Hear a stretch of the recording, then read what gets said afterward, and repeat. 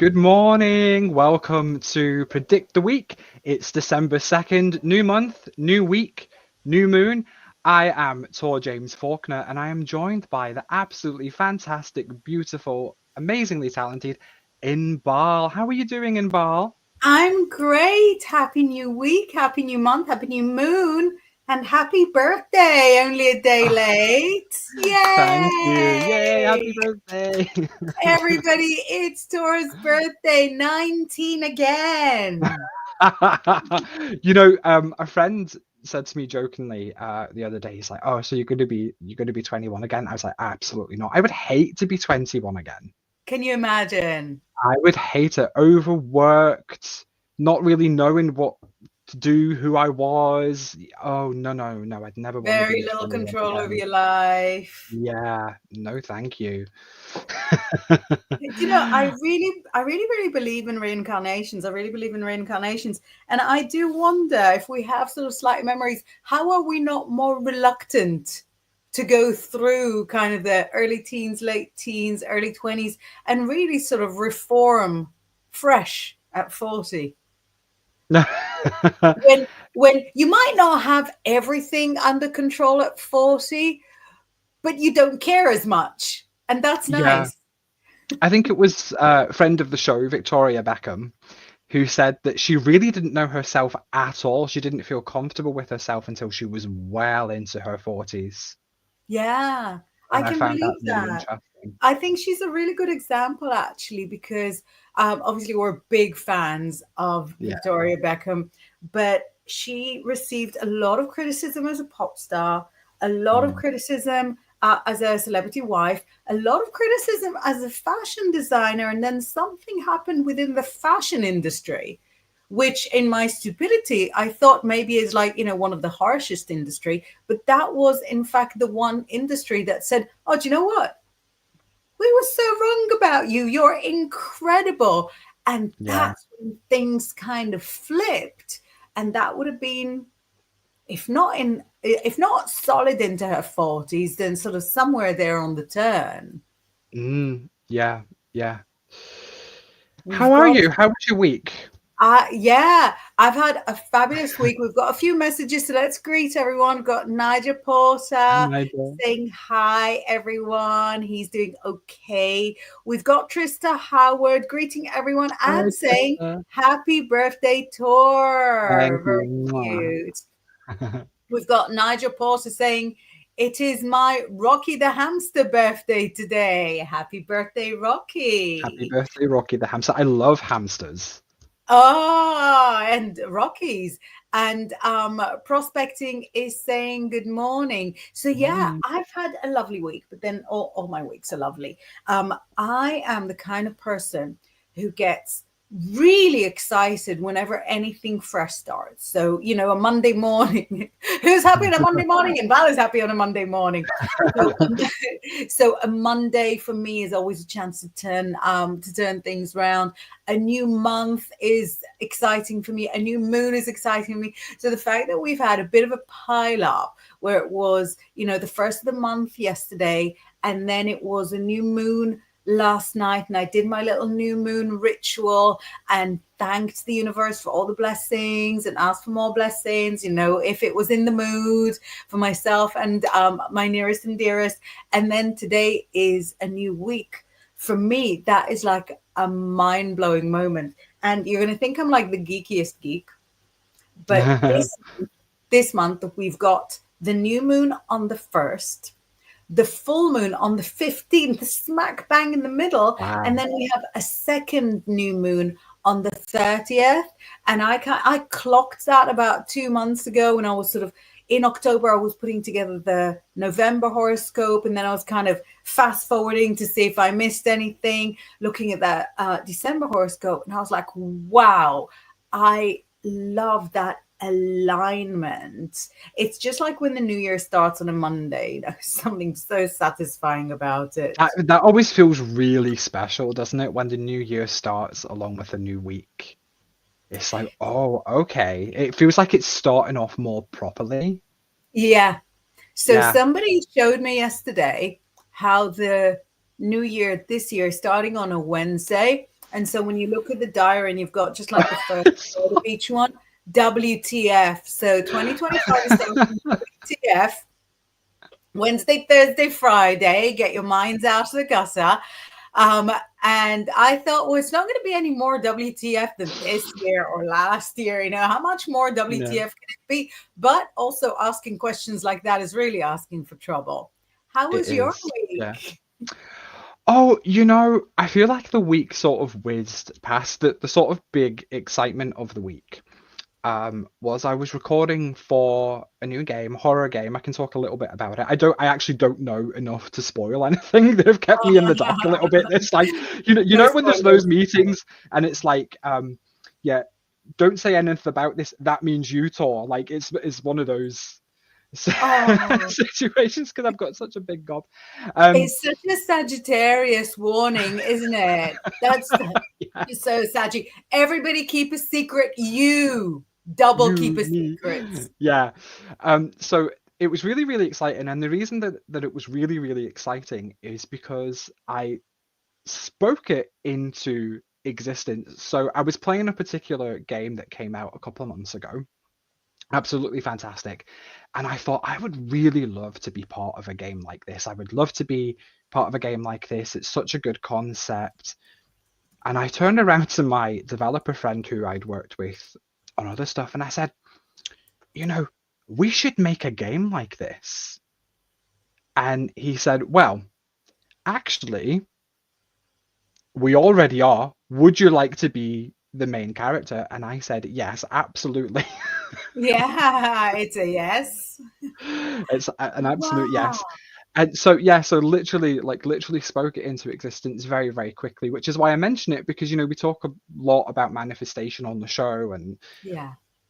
just speaking things can sometimes make them come. So that was the big kind of excitement for the week. How is everybody in the chat doing? I see the chat is very, very busy. How are you all Yeah, we've doing? got Diggs saying, hey, what's up?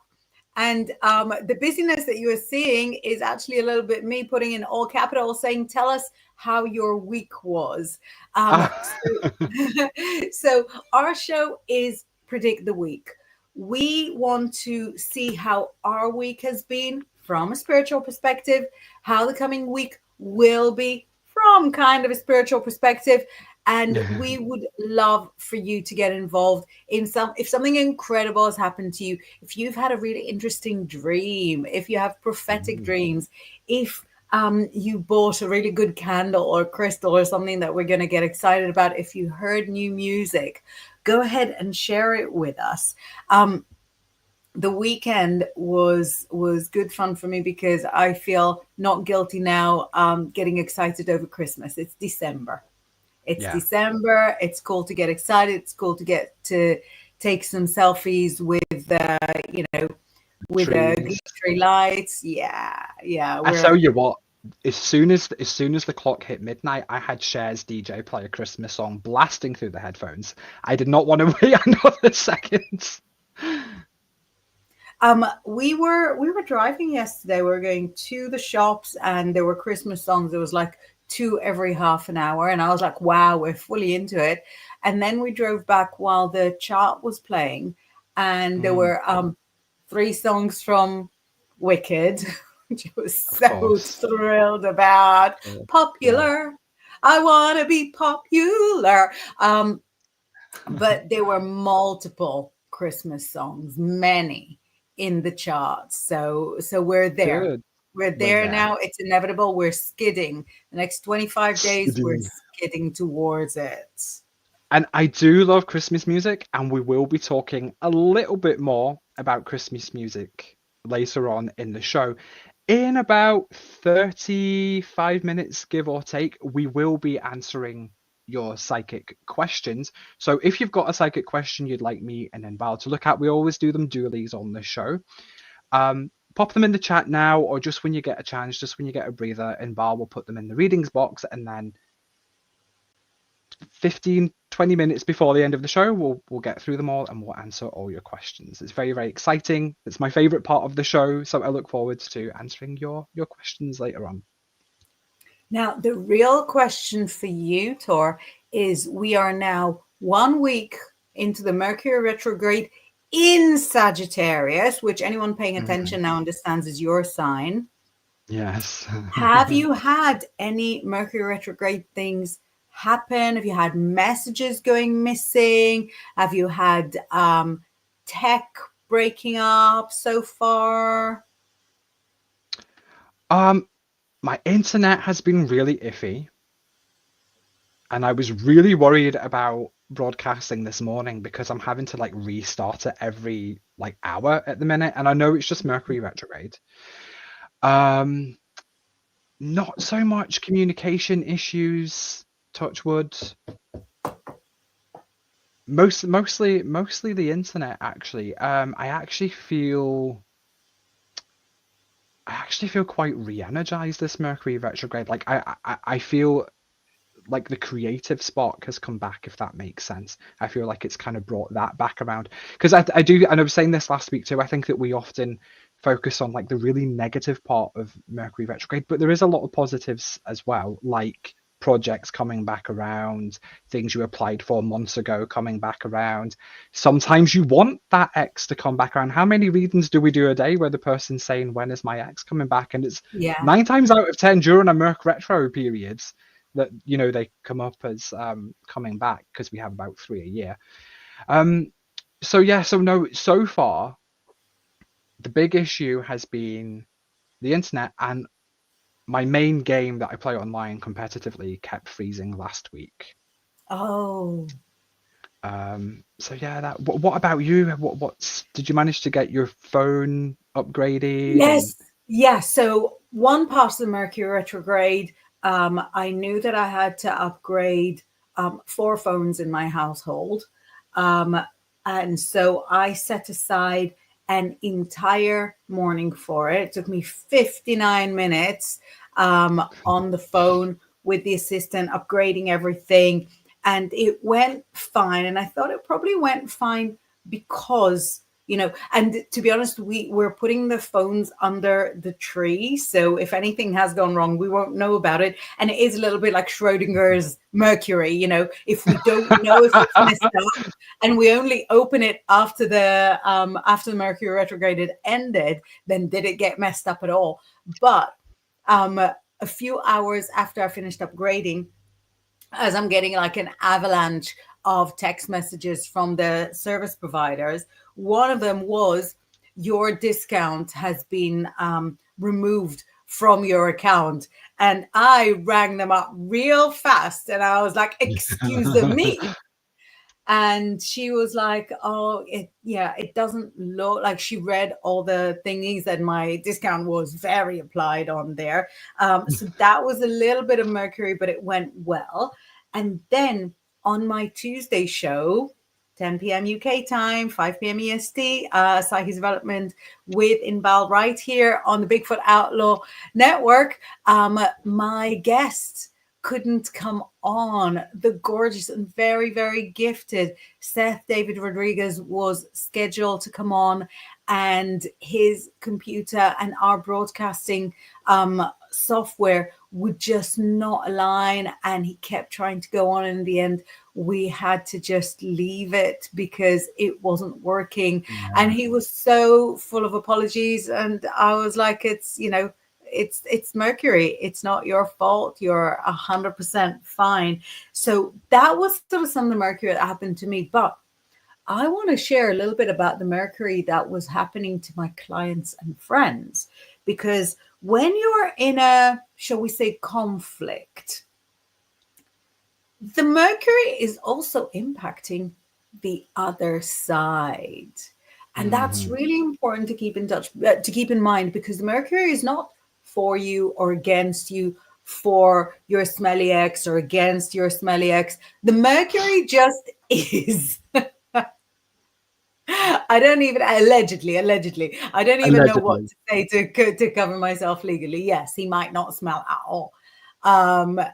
But when you're going to say a court case, not giving legal advice and not saying specific people, but when you're going to a court case, definitely specific people, and there's Mercury retrograde, if you yourself are well prepared and the other person is just blagging it, Mm, it's in the bag. It's in the yeah. bag. You'll do it. You'll get it done. And similarly, if the other person, it's a different client, if the other person is kicking off and being leery about the relationship, and you're coming at them with truths that you may be prepared in advance with your psychic, like actual sentences to cut and paste, then again, you could win the conflict, win the Yeah. argument. So the Mercury hasn't been all over me quite yet, not quite yet, but I have seen it sort of with its little silver sandals floating around everywhere. I think you raise an interesting point there, and Laura was talking about this as well on your show with Laura Psychic Second Breakfast the other day, where she had something to do, and so she made sure that she was super duper duper prepared.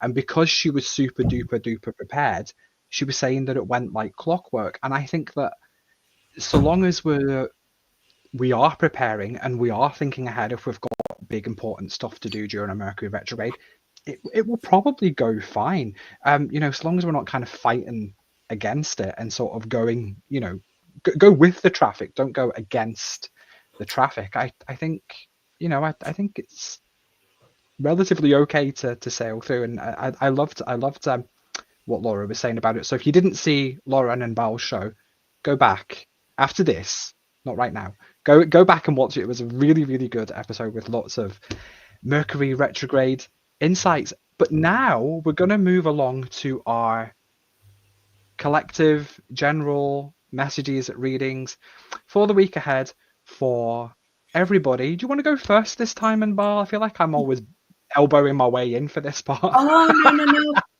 Because for my own planning of the week, I love hearing what you've got to say.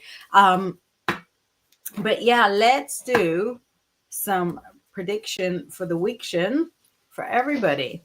So first of all, I've got some tarot cards for everyone, and these tell you that when you need to speak up, pause a little bit, because I don't want to be negative, but there's going to be lots of things this week that annoy you, and that's cool. Getting annoyed is fine. It's a very normal human reaction. There's nothing wrong with it. Don't let people tell you that your reactions are somehow incorrect or, inappropriate. You feel how you feel. But it says that especially during the first half of the week, there will be lots of fire. We're in Sagittarius season. Sagittarius season is very impulsive, and you could be reacting to something that's annoying, or you could be, I'm not saying bad things about you, but you could be just annoyed for no reason. Still cool. And then feeling annoyed is fine. Acting annoyed towards the innocent masses, less cool. So it says to you, in the choice between whether to start a war or feel bad about keeping quiet, normally I'd be like, release the energy, release the energy. But actually, if you keep quiet, even if you feel bad, at least it's got no repercussions. You want to live a repercussion-free week? Think twice, think three times. Is it me that's feeling like this, or is the person in front of me the one that triggered me? Because we just cannot stop the ones from coming, because the annoyance can be transmuted into motivation. So I've got the moon in Sagittarius, so I really sort of relate to Sagittarius season. I love surrounding myself with Sagittarians. The more the merrier, the louder the better. And so I know that fiery energy can be transmuted into any other fiery energy. Watery energy also similarly can be transmuted to any other water energy. Fire can be super, super positive, empowered, excited, and super, super toxic, destructive. And if you can take the destructive and change it into constructive, there's no better alchemy. So take whatever annoys you and get it to make you run faster or lift heavier or sing louder. Take the maybe jealousy that you're feeling and turn it into like a decision, like a cause to be much, much better. I don't want to, I really don't want you to think I'm a bad person, but really a lot of my career success came from running into people within our career and thinking, wow, if these misaligned, untethered souls can do this, I'll bet I could do better. Which really shows how misaligned and untethered I am as a person and that I've still got work to do. But, that's beside the point. You can take all of that fire and frustration and annoyance and turn it into a force for good. So that's what I've got for everybody for this week. What have you got? I'll bet it's something better. It's a little less Strident. it's a little yeah, and usually it's the other way around. So first of all, we have the angel number for this week. Always like to have an angel number for the week, and it's a really, really good one. It's 0550. 0550. That's cute. And the keywords that came out with this, oh, you can see my notes for later on. The keywords that stuck out with this were romance, which might seem a bit strange during a Merc Retro, but romance, socializing, art, and inspired action. So, we're in December. For a lot of people, this is a very, very social time, right? A lot of people will be hearing from people that they don't normally hear from the rest of the year. There will be things going on like office parties and, all kinds of work dues and stuff like that. And really, the angels just want us to have a nice time, a careful, nice time. We're not quite at the Christmas point yet where we can drink all the wine and sleep for a week. A careful, nice time. And the art coming through was really interesting for me because I didn't necessarily get the feeling from the angels that it meant like go and paint a picture, go and write a song, go and, what have you. It felt more like doing little nice things to perk ourselves up, like a few little candles round the bath or, decorating your tree or your house very specifically if you decorate for Christmas in a way that cheers you up. Or maybe you don't like Christmas, maybe you want to put some pumpkins out. Do it. Yeah, absolutely. Any vegetable. Any vegetable. Cucumber. Yeah, put carrots around the living room. They'll cheer the place up. Oh, I do love a carrot. So it was very much that energy of little things around that cheer us up. Like I keep like little Power Rangers and things lying around. Oh, I love it. Right? To keep me cheered up, so that I'm seeing something nice, wherever I look. And the inspired action was really interesting, and the feeling with that part was to start thinking about our manifestations, to start thinking about our cosmic orders. For the rest of the month, we've still got a whole month of this year. For the week, of course, too. But also a little bit for next year. Start thinking ahead. What can we put in motion now that's gonna come about for next year? So it was a very, very gentle kind of energy from the angels this time. And I also asked, I'm having a bit of a spiritual shift at the moment personally, and they're kind of guiding me more towards healing. And I asked them, is there something that we can focus on specifically this week for healing? And we got fresh air. We got fresh air. Wow. So being outside a little bit, if you can't be outside for whatever reason, open your window a little bit, let the air kind of flow through. And I find that the way that I view air is that air is a very, very healing element anyway. So just having that air, put a fan on you for 5 minutes, maybe not the whole day because it is December.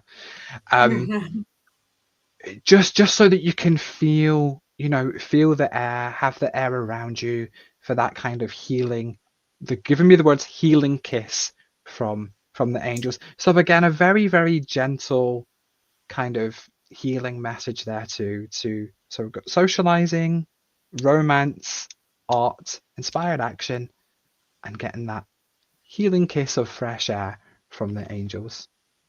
That's so cute. That's so adorable and so helpful. Your last week's angel number was 1011. And the other day I put up an Insta post and it was 2022. And I was like, oh, Ah, thank you. I really felt like that was the message, but twice over. I felt like it really yeah. sort of, like it really spoke to me, like it really cared for me. And then just to wind everything up, I want to get just a quick crystal ball message for everybody. Is your single with the Christmas ball out yet? Partially, yeah. Ah, okay. We could talk about it next week if it's too soon. Right. You know what this says? This is saying it's fine to be cute. It's fine to be cute. It's cool to be cute. It doesn't have to be so serious, so grown up, so strident all the time.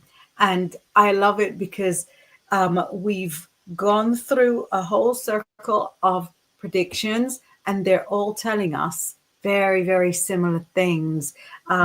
We started with, let your emotions are fine, but you can transmute the more toxic ones into like more building ones. Then your angel number showed how to kind of socialize those messages so that they themselves are chilled out. Your angel card showed how to communicate it forward, and this sort of brought us all together in telling us that it's really fine to choose to be low key. It's really fine to choose to be a little less um, connected, a little less, present, and just breathe through who you are. And we've got, it really made me laugh, not laughing at you, Trista, I'm laughing with you. But Trista had sent us a message that says, I've been staying annoyed lately,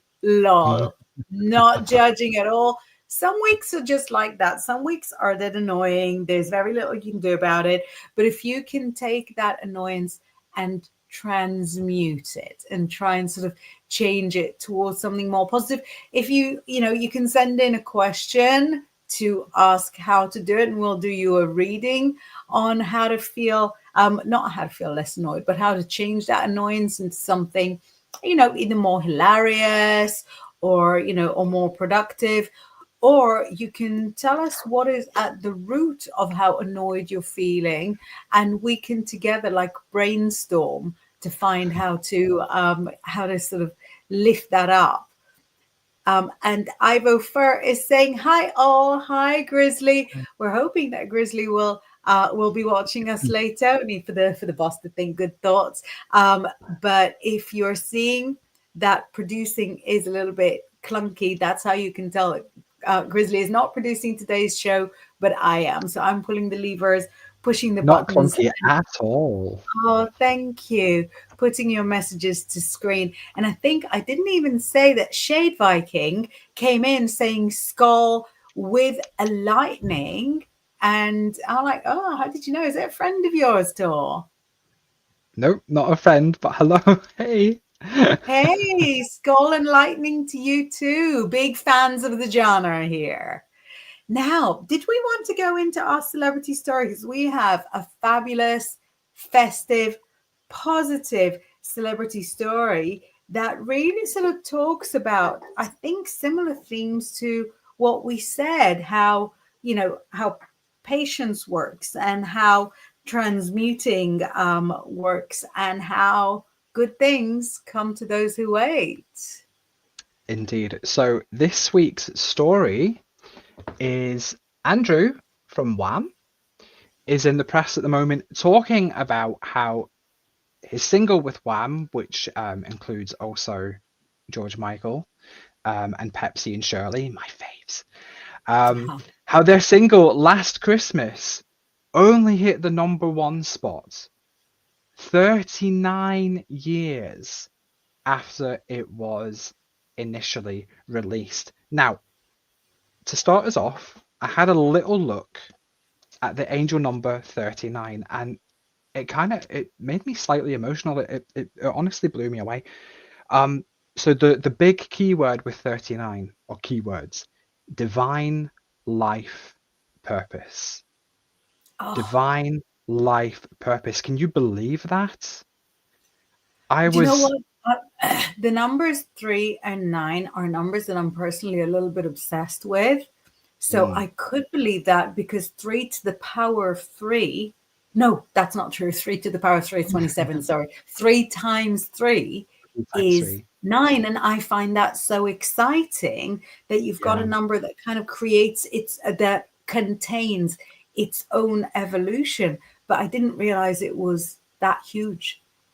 yeah. And it also talks about pursuing true desire and spirituality. Now, I always feel like when you're making a Christmas song, and I don't have a lot of experience making Christmas records, but when you're making a Christmas song, I feel like it's very, very different to making a normal pop record. I feel like there's a completely different energy to it. And I feel as though, now, obviously wasn't around when it initially came out, so please correct me if I'm wrong, but I feel as though Last Christmas is kind of the blueprint for Christmas songs, right? I feel like, It's certainly the blueprint for the modern Christmas songs. So yeah, you've got all the kind of 50s and 60s ones, all the sort of Irving Berlin and Dreaming of a White Christmas style crooner songs, yeah, and then you've got like nothing. You've got like a desert, and mm, then you've got Last Christmas, and Last Christmas remained important for well past Christmas. Where I yeah, grew up, where there's no Christmas celebrated at all, uh, the charts and the festivals don't necessarily align. So Last Christmas, I recall, was in the charts and was sort of playing for months and months and months on end, possibly even years. So it was yeah, hugely the blueprint. And I think even I'm not very musical, but even the pace of it and even the cowbell in the background have been replicated so many thousands of times. times. It's now 40 years. It's almost as old as I am and older than you are. Mm, Almost 40 years that is how Christmas songs still get made. And if they don't sound like that, then they don't really sound like Christmas songs. yeah, yeah.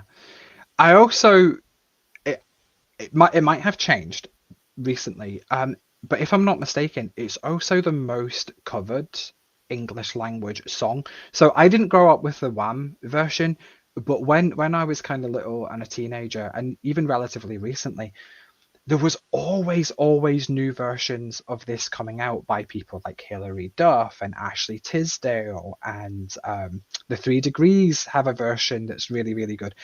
And I think that that's really, really special too. And it kind of really goes into this divine life purpose thing, not only just being the blueprint for modern Christmas songs, but having so many people being able to take the song on and kind of keep the message going and the spirit going, right? We've got the spirituality within the angel number here to keep the spirit of the song going. And I really love what you said there about, you come from a place where Christmas doesn't exist, it's not there, and the song was still a huge, huge hit for a long, long Yeah. time.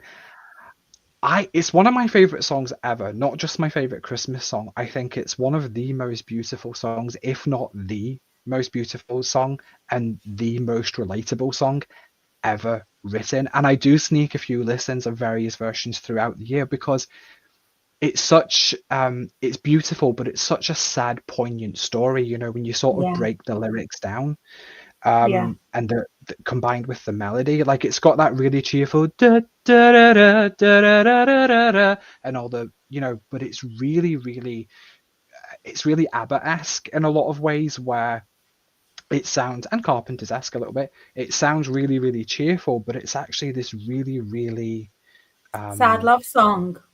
love song. It's a sad Yeah. love song. And I think, personally, I think George Michael was such a gifted writer Mm. because so many of his classics work in all situations. Outside is, is and was still a classic, and was, in my opinion, a breakthrough of its genre, of having kind of the police recordings Yeah. on top of it, and the sort of different layers of the song. I really think his, song with the supermodels, as we knew it, was hugely groundbreaking as well. And in the article that you flashed up, it says that George Michael just sat with Andrew Ridgeley, his then bandmate, and said, "Oh, I've got an idea to an article that came up yesterday in the Express." And also, I want to point out how Andrew Ridgeley is looking so fine in his Silver Fox days. But George Michael ran upstairs, came back about an hour later with what he said was like a 4-track song. I don't even know what that is. Yeah. And with a very, very basic word and melody, and sang it to the two of them. So he wrote the majority of the thing in about an hour, and they both said, "Oh, it's a Christmas number one." And if Mm. it came out any other year, it would have been a Christmas number one. But that specific year, it wasn't. And for very good reason. Is there an astrological significance with it taking 39 years to the top spot? So I don't know which of the planets would have taken the 39 years, um, but the the numbers 9 and 3 are hugely significant for me as well, and for anybody out there who is a Thelemite. So people who follow Aleister Crowley and his teachings, which I do not. I'm sort of more in the Thoth deck because it's very, very beautiful, and I know a little bit about Aleister Crowley and Thelema because in his work he touches on things that are personally important to me. But Thelemites greet each other by saying 93, like literally like Ah. that. You'll see messages online that are, I'm going to flash it up on the screen. If you see somebody just writing this at random in a spiritual message, or writing this, I'm going to flash that up as well, 93, and then 93 over 93. Ah. I have seen people do that. Yeah, so Yeah. that's from Thelemites. Thelema is, I suppose, a spiritual path. I don't want to call it a religion because that's a little overhyping it. But 93 is a number that is associated with lots of Western Kabbalah words and systems. It's a number that adds up in gematria, which is again kind of Western Hebrew mysticism, not actual Hebrew mysticism, but kind of Yeah. the Western version of it. Not actual Kabbalah, but like the Western version of it. They're very close, but they're not the same thing. So when you see that, it says something, love is the law, love under will. So love is the law would be 93, love under will would be 93 under 93, or something along those lines. So I am not fully a Thelemite, but for the past kind of five years maybe, I've seen 93 everywhere, all the time, constantly, continuously. When I got my daughter's phone number 4 years ago, she was getting her first phone for Christmas when she was 10, and her phone number has 9393 in it, like twice Wow. consecutively. So when they offered me the number, I was like, yeah, okay. And just this morning, I was weighing my apricots, don't judge me, and it came at 93 grams. So I've got 93 following me around all the time. And that's why, when the 39 came up, I was like, okay, that's Mm. practically it. That's good enough for me. So I don't know that 39 has a specific astrological significance, because I don't know that any of the planets, no, none of the planets would take 39 years of a cycle, because the furthest away planet that we have now, not a planet, I know, is Pluto, and that takes about 20 years. Mm. But there must be some 39. There are cycles that sort of that tell us when a certain planet coincides with another planet, sort of going through the same sign, conjunctions and so on. So there might be, but not one that I know. The reason I was excited about the 39 is really because of the 93. Yeah, that's beautiful. I really, really like that. Yeah, and I have seen people put that in spiritual areas, and I didn't really know exactly what it was. So thank you very much for explaining that so well. Oh, you're welcome. It's the very, very, I suppose, basic um, text for understanding Crowley stuff. I say understanding.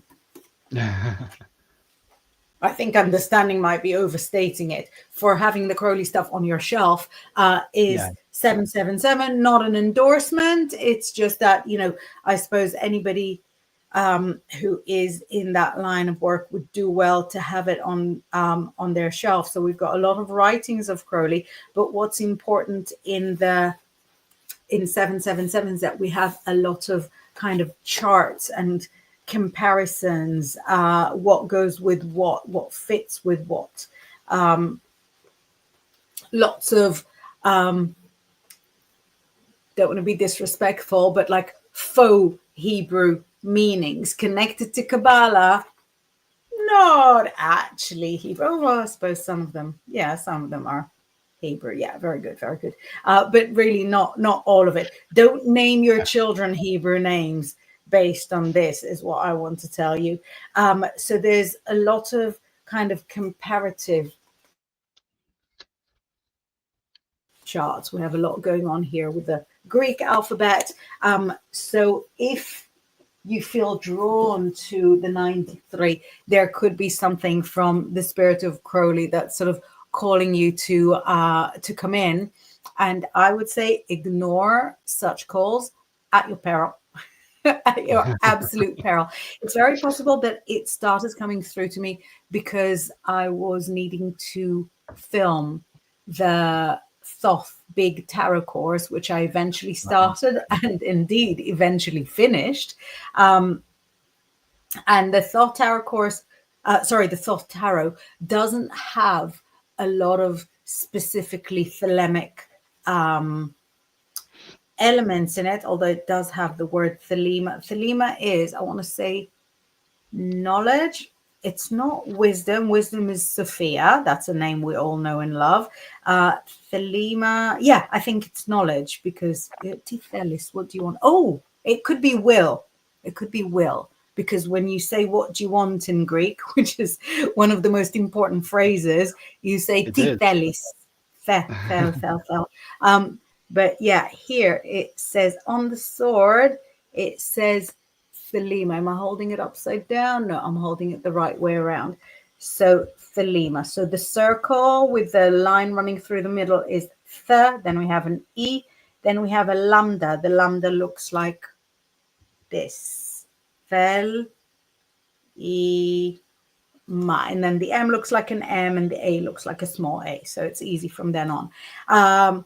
So yes, sorry, that was, did I just sort of get lost talking about the number 93 and lose the fact that we've got people listening to us? Sorry, everybody, if 93 is not your thing, but it really should be.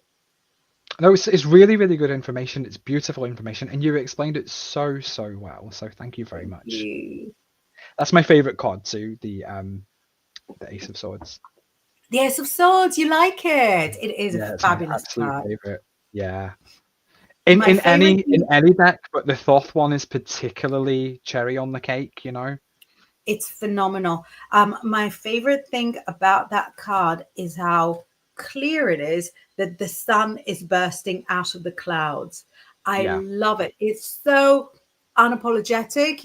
What's the sun doing? Bursting out of the clouds. What are the clouds doing? Having the sun burst out of them. It's like so unambiguous. And where do you even get unambiguous stuff in the Thoth deck? And there's like a little show of water, which is always nice in an air card. You see a little bit of water in it. No, it's Yeah. phenomenal. It's a beautiful card. I Beautiful wouldn't card. say one of my favorites, but then it really is a whole deck of favorites, isn't it? It is. It is. The Thoth deck is just. We could speak about it for 3 episodes. It's a fantastic, amazing, beautiful deck. It's really, really special to me. I don't know, it is to you too. It really is. So within the story of Last Christmas taking 39 years to get to the top spot that it always deserved, I think we have so many spiritual lessons. One of the best ones for me is that if it's meant to be, it will happen. And Yeah. it happened after George Michael has not been with us now. Gosh, years. It's actually coming up. Did he pass on Christmas Day, the day after I Christmas think it was Day? Boxing Day. Yeah, yeah. Was it Boxing Um, Day? and I think it might be 10 years already, if not somewhere in that ballpark. Is it 9 years? I thought it was 2015, but maybe it was like Was it? 2015 Eve. Maybe it is 9 years. Sorry, maybe it is 10 years. So if it has to happen, it will happen. And it did happen. They always knew it was a Christmas number one, and Yeah, eventually it was a Christmas number one. There's yeah, also, I think, the beautiful lesson that it doesn't have to have achieved its full potential in order to change things, in order to become a seminal piece of work, in order to become mm, a kind of industry changing experience.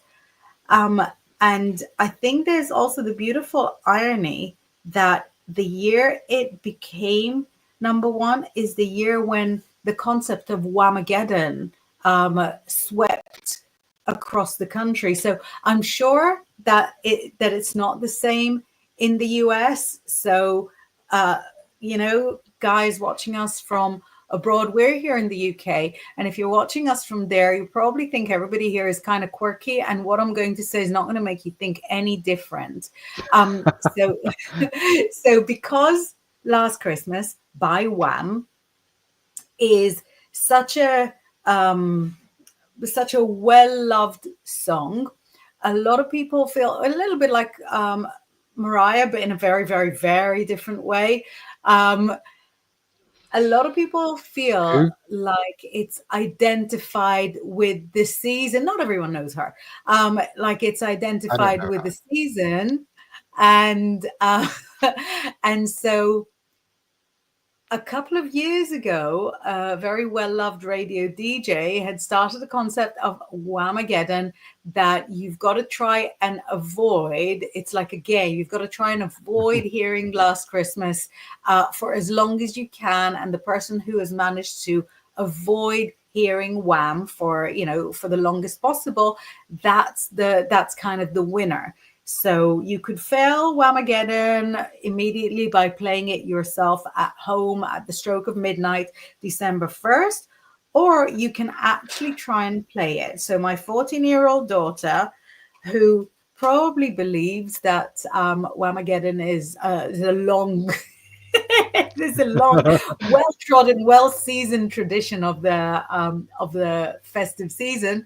Um, Tried to play Whamageddon last year. Yeah. Dropped out maybe 12 hours in.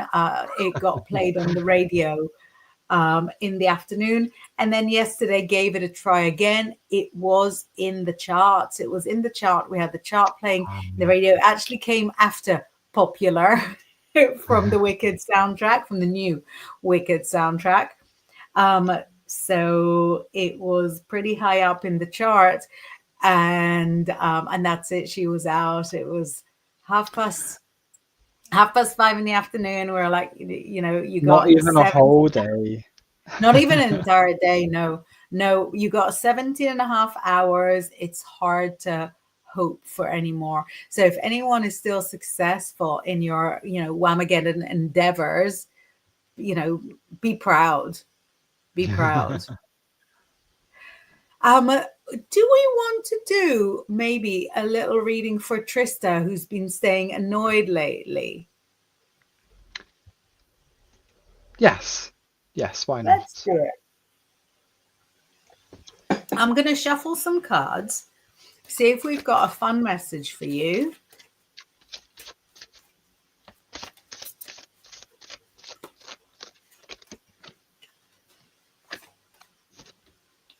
Right, it's really kind of funny because you're starting off with the love card. So it shows that you are pretty much in balance emotionally.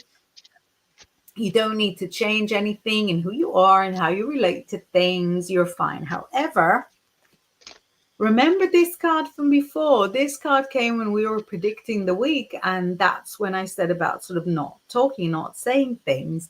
And for you, it's super not working, because when you're not talking, when you're not saying things, the annoyance just kind of sticks in you and refuses to leave. It moves in and it will not move out. And it says, the more you don't speak, the more oppressed you're feeling. So your way of transmuting it will have to involve speaking, but when speaking, it's got to be done in quite a safe way, because I don't know if you work with people who are both chirpy and judgy, where they need for everybody to sort of be on the same level, and everybody's got to be sort of a real team player. No matter how you feel, we're going to tell you how you feel. You don't tell anybody how you feel. This is our business. So if you're able to be more of, say, the office joker, if you can adopt maybe a sarcastic viewpoint so that you point things out, but in a way that's a bit camp, that's a bit jokey, then you don't need to keep everything in, which is doing you no favors, but also you won't interfere with toxic positivity around you. And yeah, Tor, have you got something for Trista? The fairies are saying you've got the power. And what they Ooh. mean by this is it's kind of harking back to what Inbal was saying quite a lot earlier on. Is there a way that you can take the annoyance and let it fuel you in some way? Is there a way that you can take it and make it fuel you through the navigation of certain people, certain events, certain things that you don't really want to do? Setting yourself little goals of like, if I can get through this without punching somebody, I'm gonna get myself a lovely Starbucks, or other coffees are of course available. But they're Available. also saying, and there's always a but. There's always a but when you work with fairy energy. They're saying, admit your true feelings to yourself. What are you really annoyed about, Trista? Is it actually what you think that you're annoyed about? Or is the annoyance a manifestation of something that you've not addressed? Is it something that you've not addressed, that you've not um, spoken about? Right, again, the words are coming out as you've not spoken about it, you've not addressed it with somebody that you need to have a bit of a heart to heart with, because I feel like it's quite common for feeling, you know how you get like referred pain, like maybe you've got like a gallbladder problem and it hurts your shoulder, or something like that. I feel like that can also be true for emotional pain, where maybe somebody's annoyed us in some way, upset us in some way, traumatized us in some way, and instead of it coming out as being trauma, or it comes as kind of annoyance. Yeah, see, it looks like it's something that's playing a little bit emotionally in your brain. Um, and again, there's Mercury. Um, use this Mercury retrograde time and the annoyance to fuel the actions that you need to take, is kind of the underlying message here, Trista. Fabulous. So Trista confirms, yep, I was angry for about 15 hours the other day. Right. So I Gosh. think we're really in agreement. You cannot stay angry for that long. It's got to come out somehow. And if it's going to Mm. come out in a way that will not land you in jail, I think we've got several good strategies. Oh, there we go. She says, we've got a new boss. He knows absolutely nothing and doesn't listen to any of us seasoned techs. I'm curious how long I can last, or if admin will step up. Don't think I'm a toxic person, but I am such a fan of going over people's heads. Me too. Does that new boss have somebody above them? Because, if they do, and if that's somebody above them, likes you. It's been 6 months already. Wow, my heart goes out to you, Trista. That is heroic to be able to deal with, I don't want to say an idiot, but certainly a big idiot, um, telling you what to do when they don't know, and when you do, and everybody around you also does. In terms of magic, I'm looking around for my orange candle, but in terms of magic, I have been extolling the virtues of using orange candles and orange oils.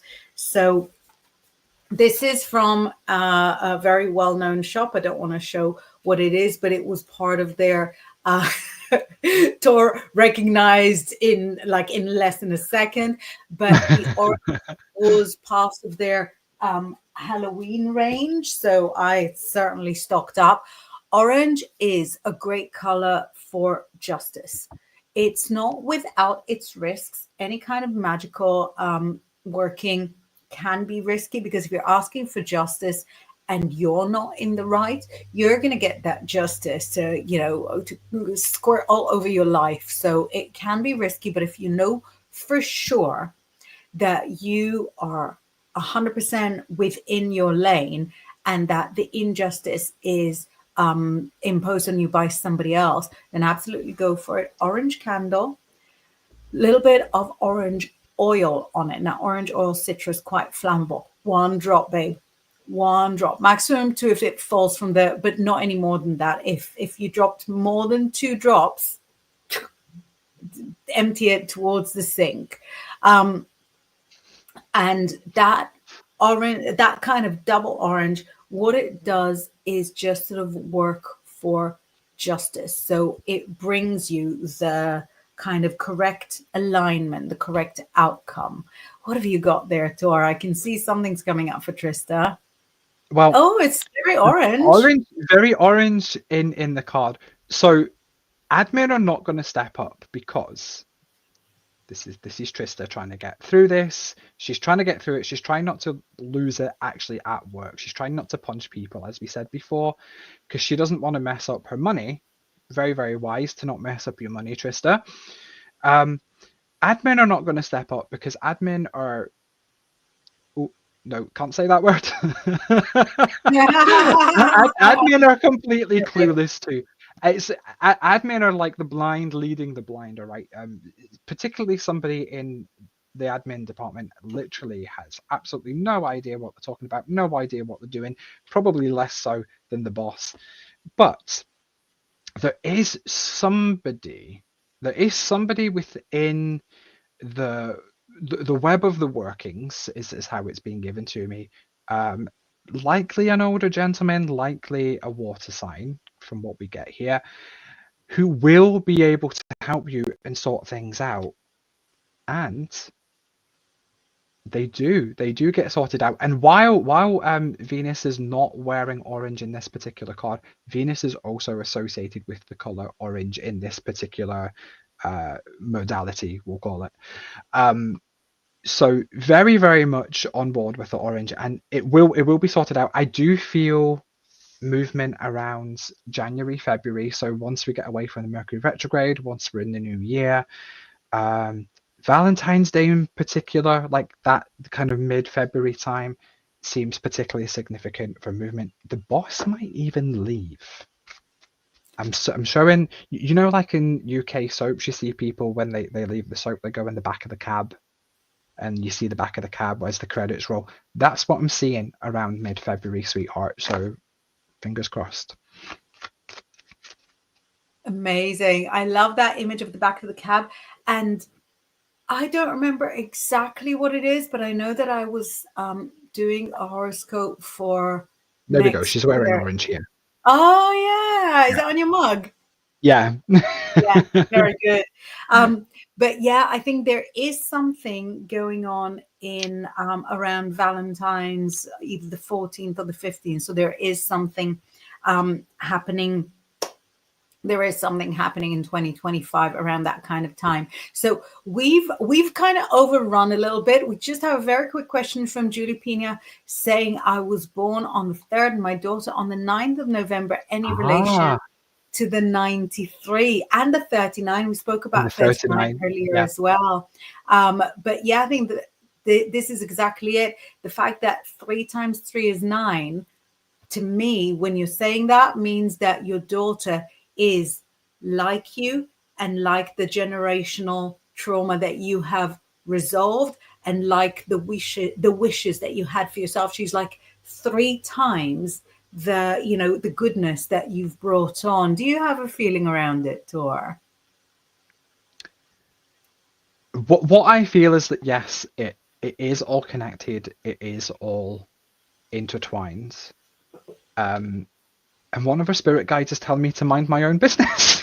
Oh, okay. So I will. Yeah, that's cool. We're just asking about the numbers, not looking inside your drawers. Love it.